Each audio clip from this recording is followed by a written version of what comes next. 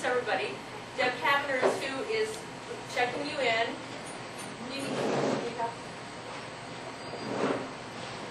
Yay, you don't have your wheelchair. Yay. This is great. Let's see. This is Nettie Lopez.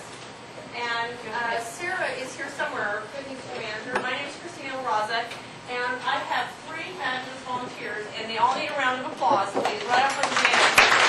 These guys, before they have work, and then they come up here and work. And I see some volunteers in our audience this evening too. This is great. And we really appreciate it. We have Julia, we have Susan, and we have Tim.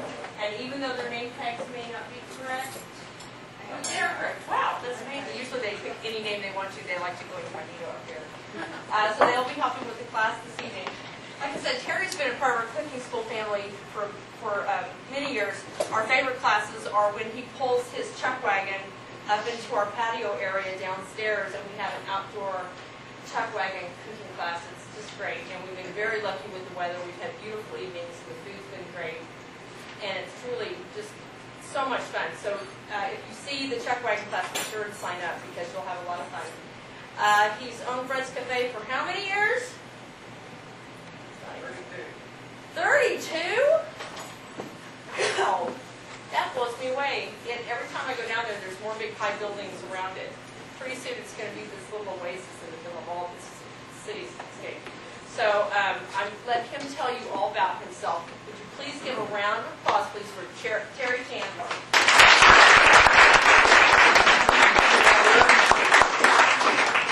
Some of y'all may know me, but for those that don't, my name's Terry, and I own Fred's Cafe in Fort Worth. She's already told you much about it.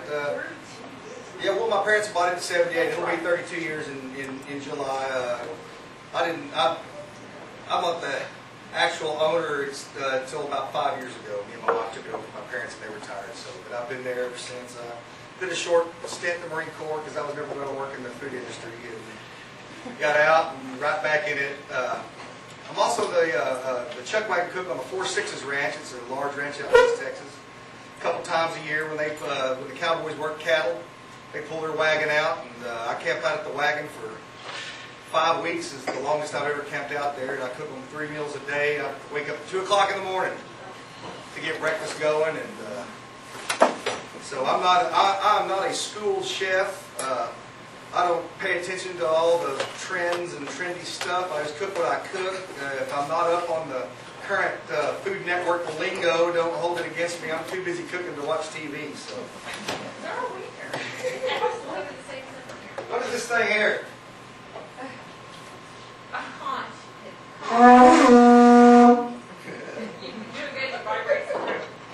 Well, we've lost a good friend of ours here at Central Market, Dennis Williams.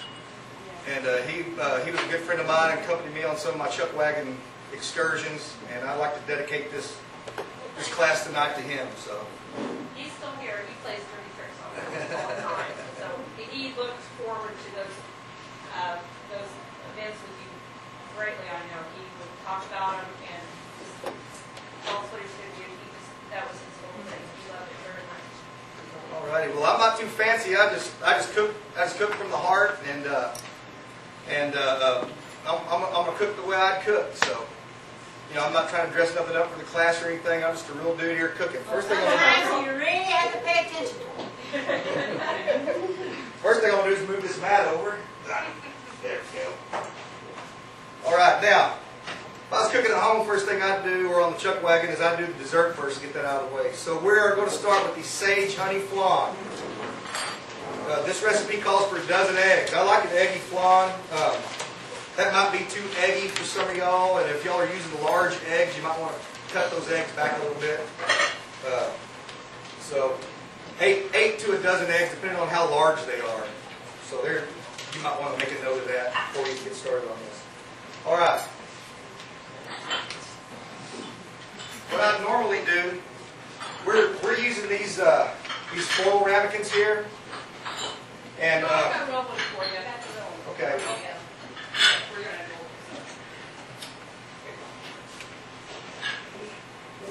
You've got a half recipe, by the way. All righty, where's that water at? I like to warm my ramekins up just a little bit in the oven first. Pop them in. Pick that up on top here.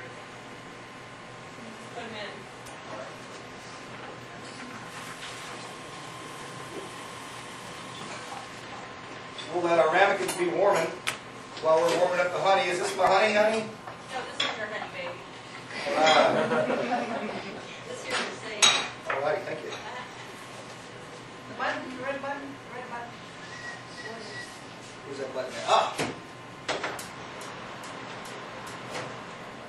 I've only done this about 20 times, but I've killed all my good brain cells and my weak brain cells all at once, so y'all have to bear with me here. Get that flan heated up. Now I'm going to chop this sage up pretty fine. You don't want to use too much sage, and you want to use the culinary sage. If you use the Indian sage, you don't need very much of it, which is the native varieties. We'll get this good and chopped up fine. Alright, we got a lure. Alrighty.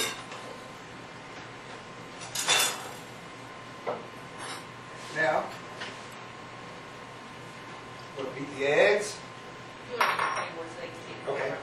Alright. Whoops.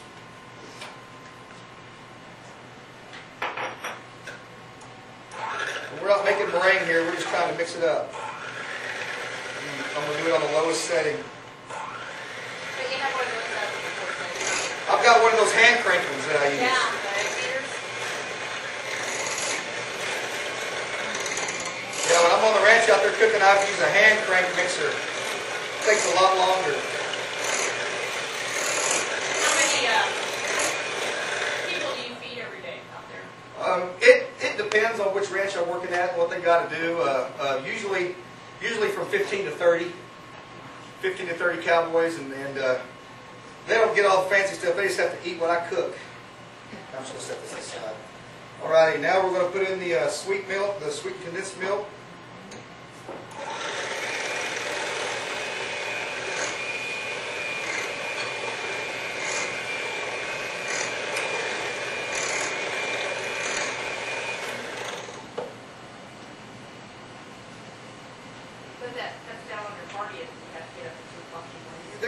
We have all our party done by about 7 o'clock at night, which means we get to start early.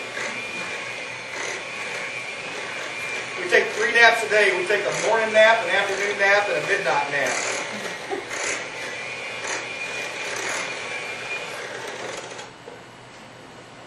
Now I'm going to put the milk in.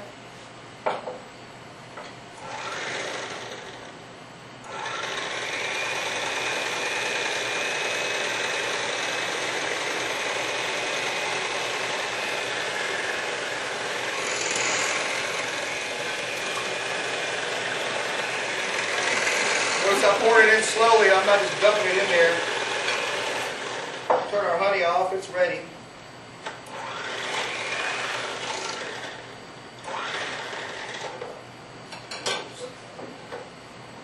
Now for our vanilla.